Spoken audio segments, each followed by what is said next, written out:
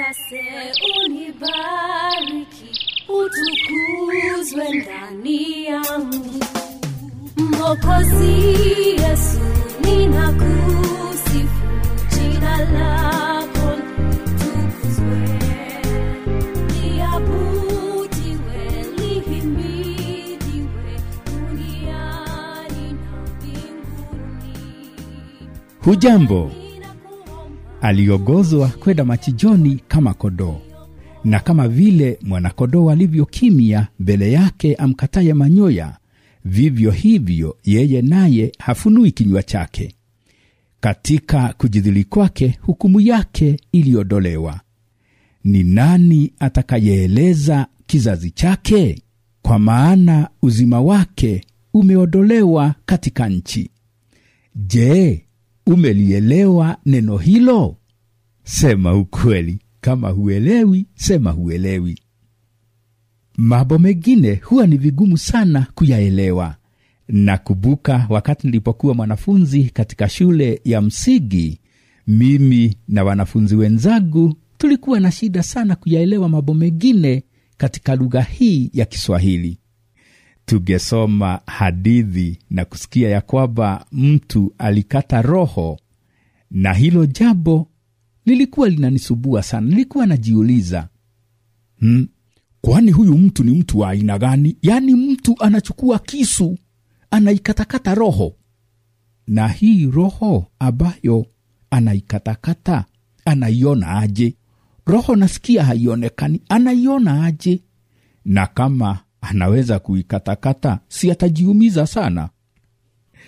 Kwa sababu ya kutoelewa, nilikuwa nafikiri ya kwamba kukata roho ni kuchukua kisu na kuikata roho. Baadaye nilikuja kuelewa ya kwamba ukisikia ya kwamba mtu amekata roho, huyo mtu amekufa.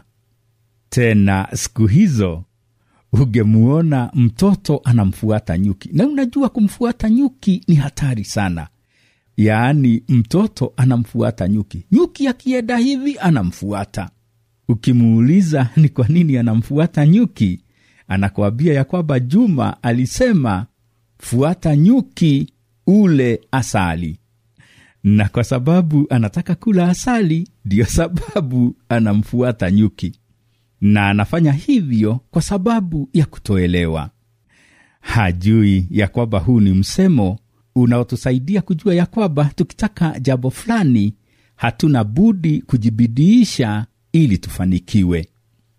Mambo mengine ni vigumu kuyaelewa.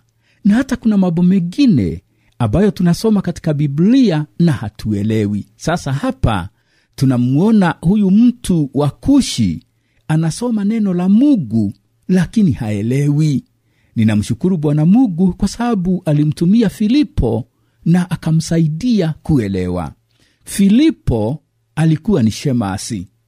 Ukisoma neno la Mungu katika kitabu hiki cha Matendo ya Mitume, usome mlango wa 6, utawaona mitume wale thenashara wakiwaita jamii ya wanafunzi na mashemasi wanachaguliwa. Na kwa hivyo tunaona ya kwamba Filipo aliwajua mitume wa Bwana wetu Yesu Kristo. Aliwajua Petro, Yakobo na wengine.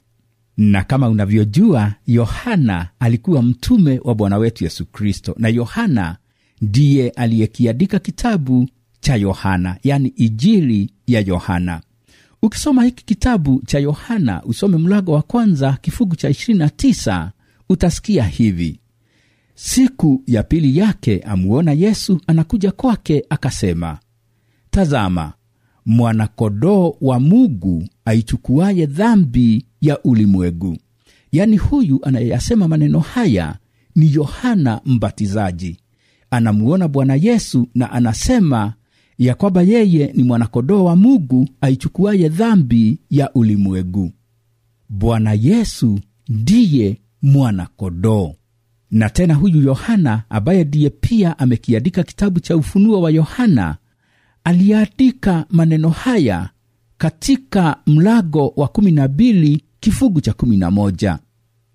Nao wakamshida kwa damu ya mwana-kondoo na kwa neno la ushuhuda wao, ambao hawakupenda maisha yao hata kufa. Yaani tunaona ushindi unapatikana katika damu ya mwanakondoo, yaani katika damu ya Bwana wetu Yesu Kristo.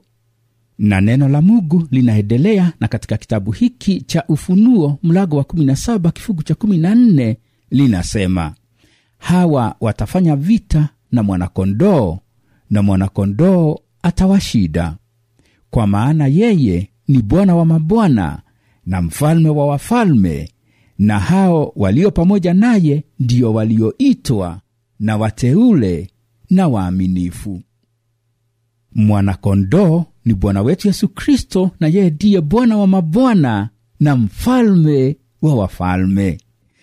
Nasi ambao tumemwamini akiwa Bwana na Mwokozi wa maisha yetu, sisi ndio wateule, ndio walioitwa, na sisi ndio waaminifu. Sisi ndio tulioandikwa katika kitabu cha mwanakondoo. Hebu sikiliza vile neno la Mungu linasema katika kitabu cha Ufunuo mlango wa 21 kifungu cha 27. Na ndani yake hakitaingia kamwe chochote kilicho kinyonge, wala yeye afanyaye machukizo na uogo, bali wale walioandikwa katika kitabu cha uzima cha mwanakondoo. Filipo anajua ya kwamba Bwana Yesu ndiye mwanakondoo, na tena akiwa Myahudi, akiwa Mwisraeli, alikuwa amesoma unabii wa nabii Isaya. Neno hili ambalo tumelisoma katika Matendo ya Mitume mlango wa 8 kifungu cha 32 hadi cha 33 limetolewa katika kitabu cha Isaya mlango wa 53 kifungu cha 7 na cha 8. Hebu nilisome tena hili neno la Mungu. Aliongozwa kwenda machinjoni kama kondoo, na kama vile mwanakondoo alivyokimya mbele yake amkataye manyoya, vivyo hivyo yeye naye hafunui kinywa chake. Katika kujidhili kwake hukumu yake iliondolewa. Ni nani atakayeeleza kizazi chake? Kwa maana uzima wake umeondolewa katika nchi. Ukisoma Matendo ya Mitume mlango wa 6, utasikia ya kwamba Filipo alikuwa amejawa na Roho Mtakatifu.